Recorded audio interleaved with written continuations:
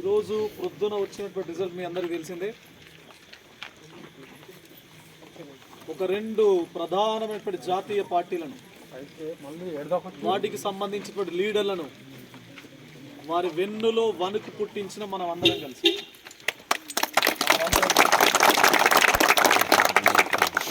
ఏ నేపథ్యం లేని వ్యక్తి. ఇది ఏ ఊరు అండి? ఇది ఇప్పుడు ఈ ఊరు రెండు తెలుగు రాష్ట్రాల్లో మారుమోగుతుంది. గుండనపల్లి పేరు.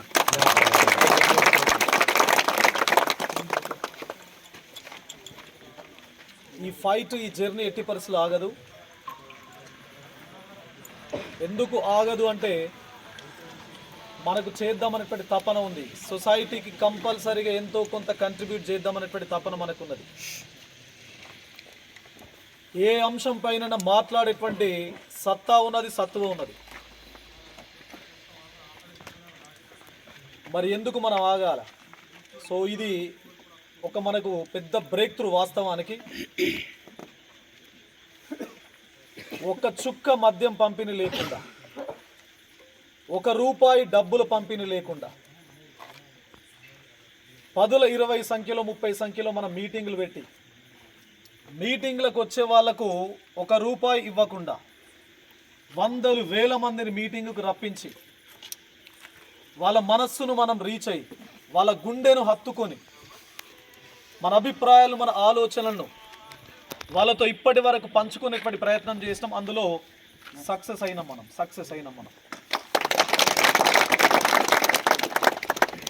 జై ప్రసన్న.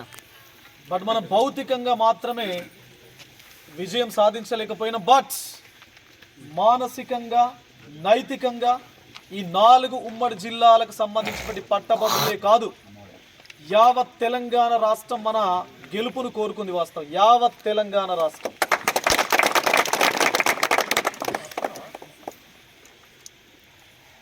ఈ జర్నీని మనం అందరం కంటిన్యూ చేద్దాం. ఎందుకంటే 4 ఉమ్మడి జిల్లాలు, 42 నియోజకవర్గాలు, 271 మండలాలు, 4,642 గ్రామాల లోపల మన ప్రభావం ఇంత ఉంది అంటే, ఒకవేళ రేపు మన అనుకునే వాళ్ళు ఓ 10-15 అసెంబ్లీ నియోజకవర్గాల లోపల ఎమ్మెల్యేలుగా పోటీ చేస్తే, ఇప్పుడున్నటువంటి టీం అంతా పోయి అక్కడ వర్క్ చేస్తే 42 నియోజకవర్గాలే తట్టుకోలేకుండా అటు జాతీయ పార్టీలు, జాతీయ స్థాయిలో ఉన్నటువంటి కంప్లీట్ దేశాన్ని ఏర్పాటు చేసిన ప్రభుత్వం, ఇటు రాష్ట్రాన్ని ఏర్పాటు చేసిన ప్రభుత్వం రెండు కూడా వణికినటువంటి నేపథ్యం మీరు గత నెల రోజులను చూసింది. మీరు అట్లా రేపు 2027, 2028 అసెంబ్లీ ఎలక్షన్స్ లోపల ఒక 15 నియోజకవర్గాల్ని మనం టార్గెట్ చేసి వర్క్ చేస్తే తట్టుకుంటారు అసలు?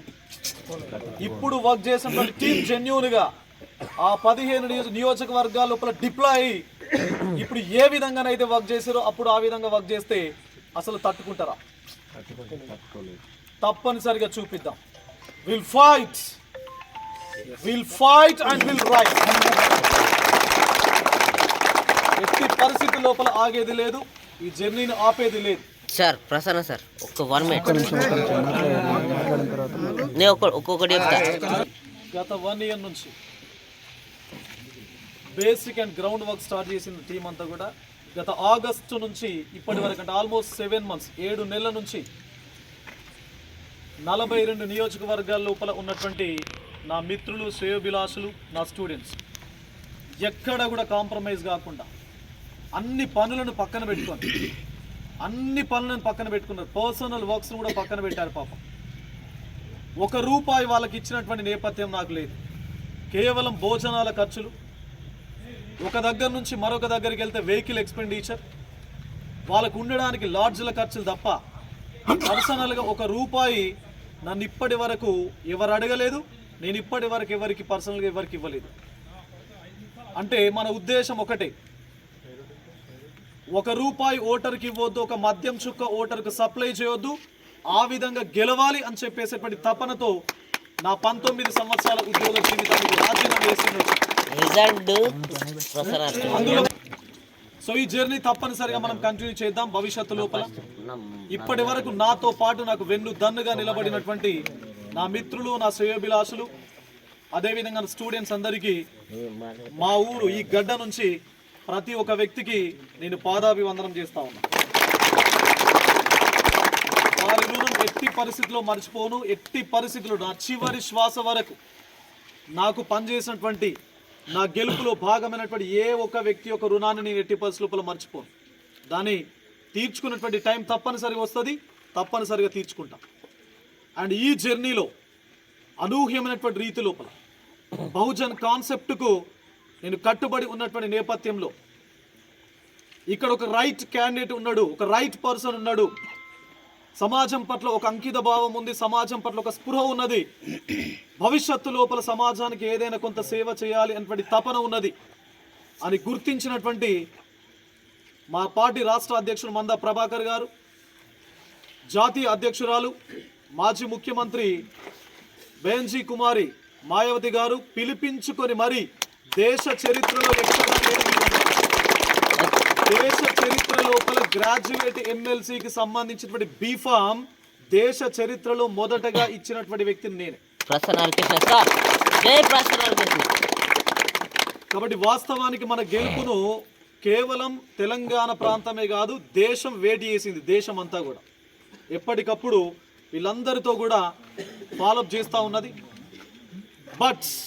బట్ మనం 3వ స్థానం లోపలికి వచ్చినాం. ఒక వ్యక్తి ఒక టీమ్గా ఏర్పాటైతే, ఒక వ్యక్తి కసితో పనిచేస్తే రిజల్ట్ ఎట్లా ఉంటుంది అనేది ఇప్పుడు తెలంగాణకే కాదు, భవిష్యత్తు లోపల టికెట్ ఏ పార్టీ ఇవ్వాలి అన్నా, భవిష్యత్తు లోపల డబ్బులు 100,000 కోట్లు ఉన్నటువంటి వ్యక్తులు ఎవరు రాజకీయాల లోపలికి వచ్చి నేను గెలవాలి అన్నా కూడా తప్పనిసరిగా ఆలోచించేటువంటి ఒక పరిస్థితిని, ఒక వాతావరణాన్ని మనమందరం కలిసి ఈరోజు తెలంగాణ లోపల క్రియేట్ చేస్తాం.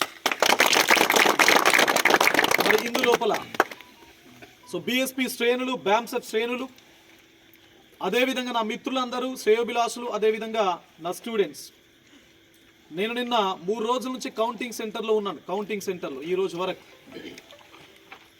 అందులో ఉన్నటువంటి ప్రతి కౌంటింగ్ స్టాఫ్ లోపల 50% నా స్టూడెంట్సే ఉన్నారు.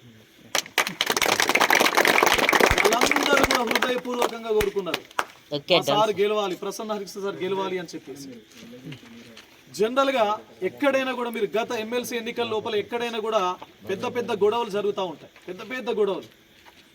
కానీ ఇక్కడ గొడవలు లేకుండా వాతావరణాన్ని వాళ్ళకు వాళ్ళు పాపం క్రియేట్ చేసుకున్నారు. మా సార్కి ఇక్కడ ఈ కాంటెక్స్ట్ లోపల ఇది హెల్ప్ అవుతే బాగుంటుంది అని చెప్పేసి, అంటే రూల్స్ను వయలేట్ చేయకుండా, ఒకవేళ ఎవరైనా వయలేట్ చేయడానికి ఏజెంట్ అయిన వేరే పార్టీల వాళ్ళు ప్రయత్నం చేస్తే అది కాదు అని సర్ది చెప్పేటువంటి ప్రయత్నం కూడా జరిగింది. కాకపోతే ఎలక్షన్స్ డబ్బుల మయమైనటువంటి ఈ నేపథ్యంలో మనకి ఇంకొక 5,000, 6,000 ఓట్ల వచ్చి గనక ఉంటే, కేవలం 5-6 వేలు మాత్రం మనం సెకండ్ పొజిషన్ లోపల గనక ఉండుంటే మన విజయం అనేది నల్లేరు మీద నడకగా ఉండేది. మన విజయాన్ని ఎవరు ఆపేవాళ్ళు కాదు. బట్ ఇది ఒక గొప్ప ప్రయత్నం మనం అందరం కలిసి చేస్తాం. ఈ ప్రయత్నం తెలంగాణ సమాజాన్ని తప్పనిసరిగా మేల్కొల్పేలా మనం అందరం కలిసి పనిచేసినాం. భవిష్యత్తు లోపల మనం అందరం కలిసి తప్పనిసరిగా పనిచేద్దాం. తప్పనిసరిగా మన ఆశయాలు ఏవైతే ఉన్నాయో, మనం దేనికైతే కట్టుబడి ఒక ప్రయత్నం ఇప్పటి వరకు చేశామో ఆ ప్రయత్నంతో తప్పనిసరిగా మనం ముందుకెళ్దాం. భవిష్యత్ తెలంగాణ లోపల మన మార్కేంటో తప్పనిసరిగా మనం చూపించే ప్రయత్నం చేద్దాం.